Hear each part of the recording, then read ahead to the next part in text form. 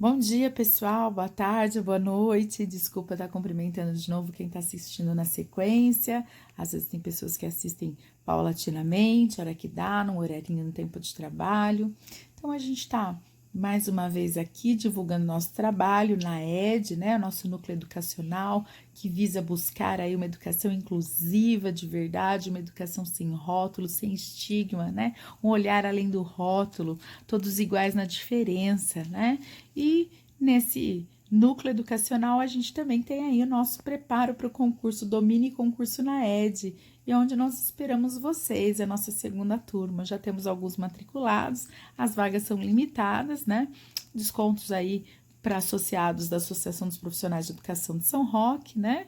E desconto para quem já fez o curso e gostou e quer fazer de novo, desconto para a turma de 5 alunos, nós fazemos qualquer negócio.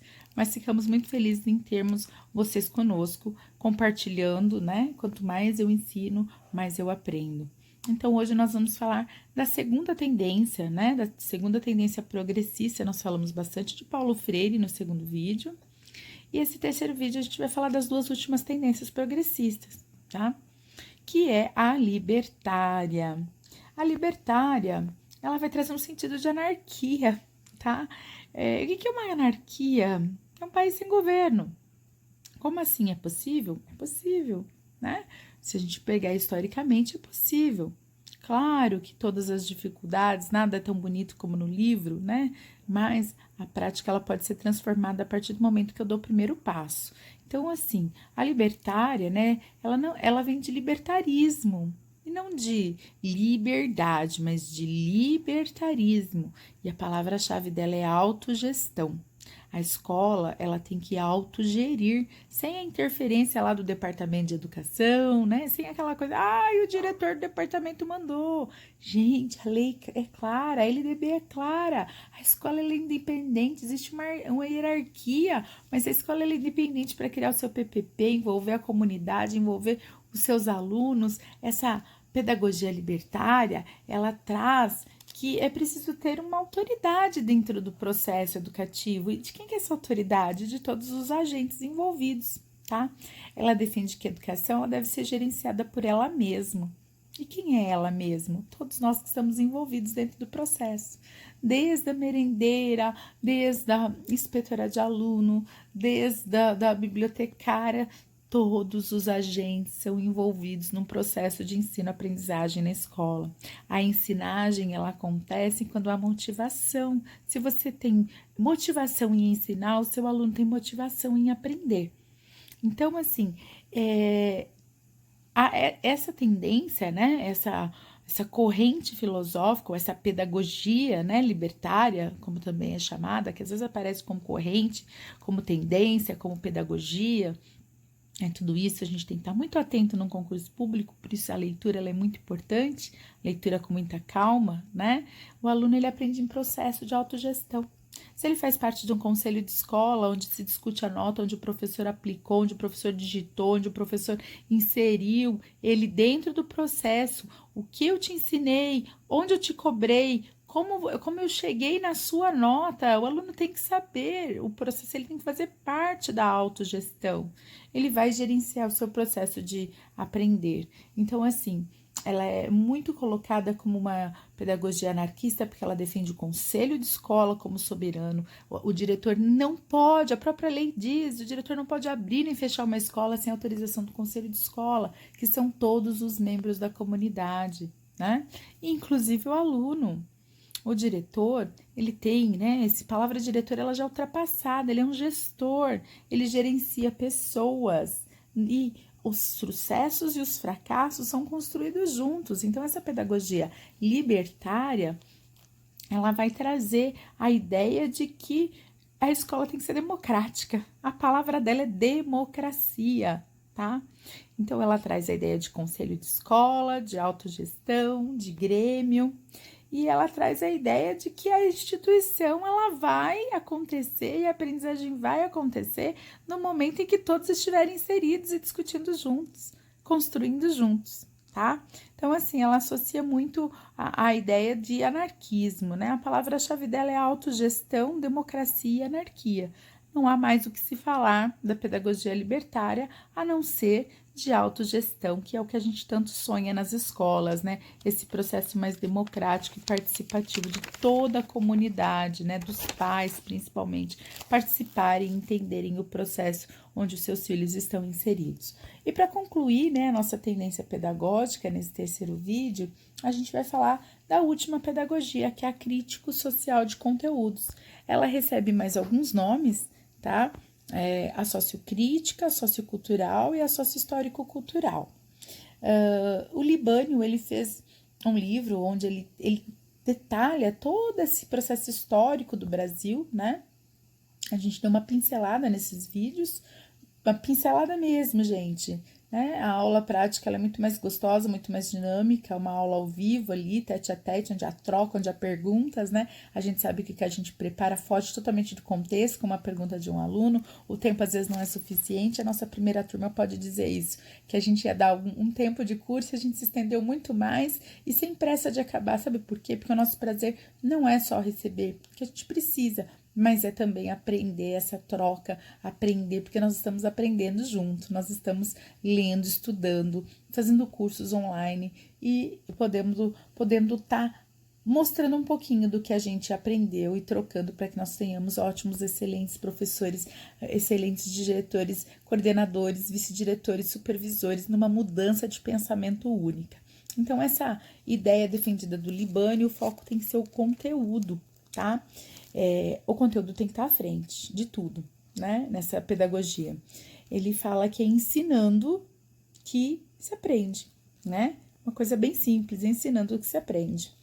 Eu acabei de falar, eu também acho que toda vez que eu ensino, eu aprendo, né? Eu me atento, nossa, eu não tinha pensado nisso, porque você está olhando por um outro ponto de vista, por um outro momento da sua vida, por um período onde você está mais amadurecido. Ele fala da importância do conteúdo e não da metodologia. Olha só a diferença dessa pedagogia. O conteúdo ele é mais importante do que a metodologia.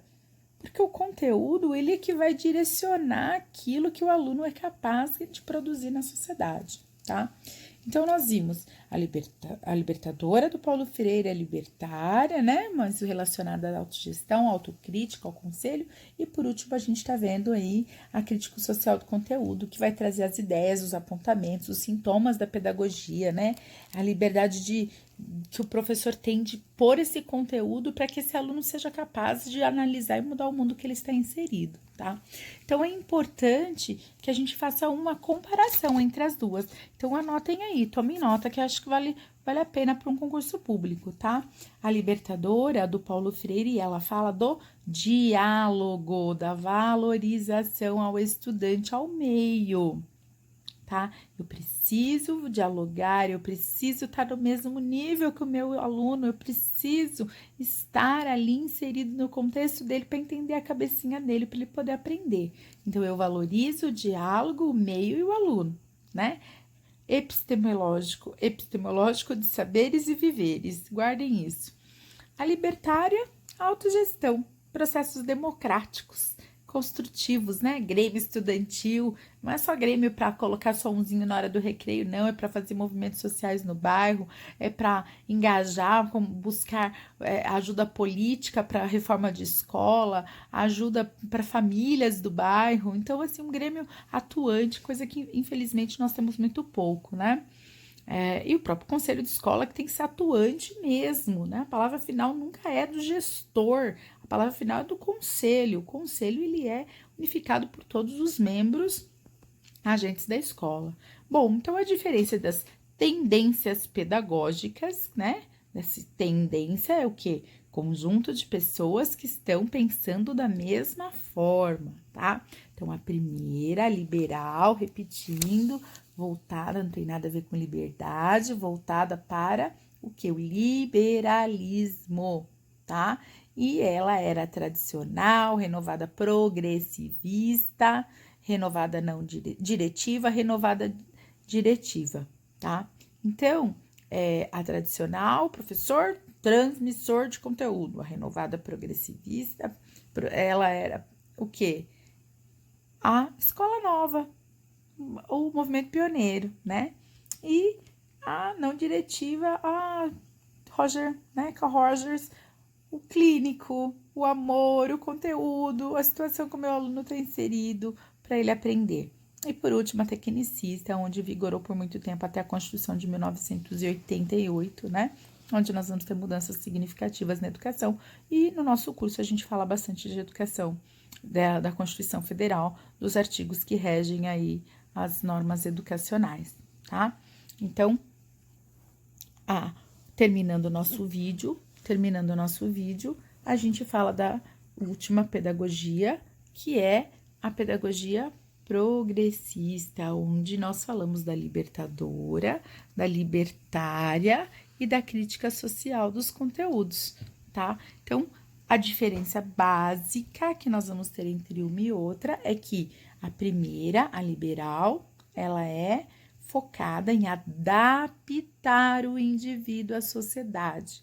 A segunda corrente, né, que é essa progressista, né, que é onde a gente vai vir com a libertadora, a libertária e a crítico-social, ela vai preparar o indivíduo para transformar a sociedade que ele está inserido.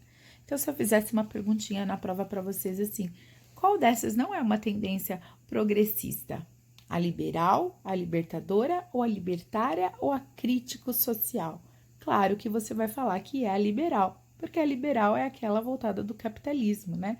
A libertadora é a do Paulo Freire, a libertária é a segunda da autogestão, né? E a crítico-social é a dos conteúdos. Espero que vocês tenham aproveitado essa videoaula, espero que vocês possam dar um voto de confiança, conhecer o nosso trabalho. Profissionais da cidade também são capazes, cada um respeita o espaço do outro, né? Todo mundo tem uma capacidade, o sol nasceu para todos e que todos sejam felizes e uma boa sorte a todos nós.